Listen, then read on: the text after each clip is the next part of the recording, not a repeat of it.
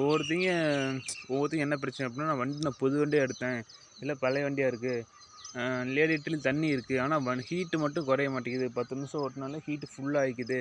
Normal ஹீட்டை விட உங்களுக்கு வந்து ஹீட் அதிகமாகுது அப்படின்னா, எனக்கு தெரிஞ்ச ஒரு சில பாயிண்ட் சொல்கிறேன் நண்பா. அது அந்த மாதிரி ட்ரை பண்ணி பாருங்கள். ஹீட்டிங் இஷ்யூஸ் கொஞ்சம் குறையறதுக்கு வாய்ப்பு இருக்குது. ஃபஸ்ட்டு பார்த்தீங்கன்னா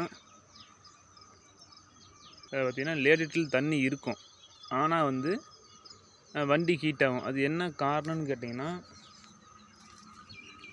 இந்த மாதிரி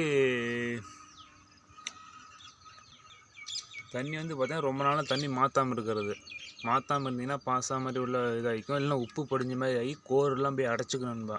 கோரெலாம் போய் அடைச்சிக்கிச்சு அப்படின்னா, இப்போ 10 ஹோல்ஸ் இருக்குது அப்படின்னா, 10 to 15 ஹோல்ஸ் இருக்குது அப்படின்னா 5 ஹோல்ஸ் மட்டும்தான் தண்ணி உள்ளே போயிட்டு சர்க்குலேஷன் ஆகும். 10 ஹோல்ஸ் அடைச்சிக்கும். நம்ம என்ன பண்ணுவோம், இல்லை எங்கடா நம்ம லேடிட்டில் தண்ணி இருக்குது ஆனால் ஹீட் ஆகுது இது இப்போ ரொம்ப என்ன பண்ணுறதுன்னு தெரியல அப்படிங்கிற மாதிரி நம்ம வந்து இது பண்ணிகிட்ருப்போம்.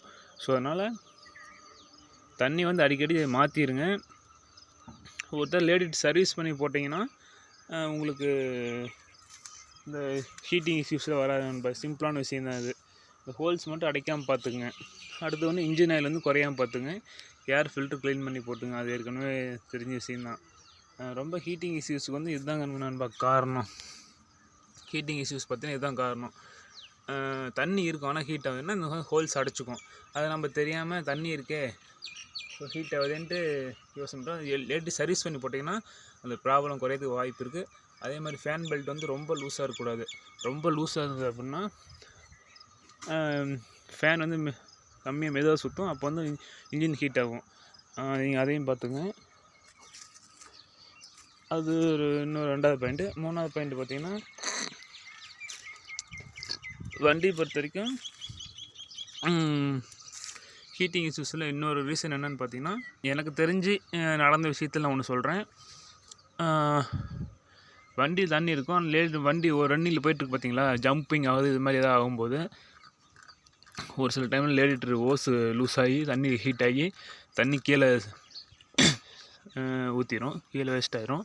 ரன்னிங்லேயே கீழே ஊற்றிடும். அப்போ ரன்னிங்லேயே கீழே ஊற்றும் போது வண்டி ஆட்டோமேட்டிக்காக ரன்னிங்லேயே ஹீட் ஆகிடும். ஹீட் ஆகி ஒரு வண்டிலாம் சீஸான வண்டிலாம் நிறையா இருக்குது எனக்கு தெரிஞ்சு. ஸோ அதனால் ஓஸ் இதெல்லாம் பார்த்துங்க. எங்கேயாவது லேடிஸ் சொட்டு போடுதான்னு பார்த்துங்க. அது மாதிரி இருந்தாலும் தண்ணி அடிக்கடி குறையும். ஹீட்டிங் இஷ்யூஸ் அதிகமாக வரும் நண்பா. அதனால் பார்த்திங்கன்னா தண்ணி செக் பண்ணிக்க, டெம்பரேச்சர் மோடில் பார்த்துக்கிட்டே இருக்கணும்.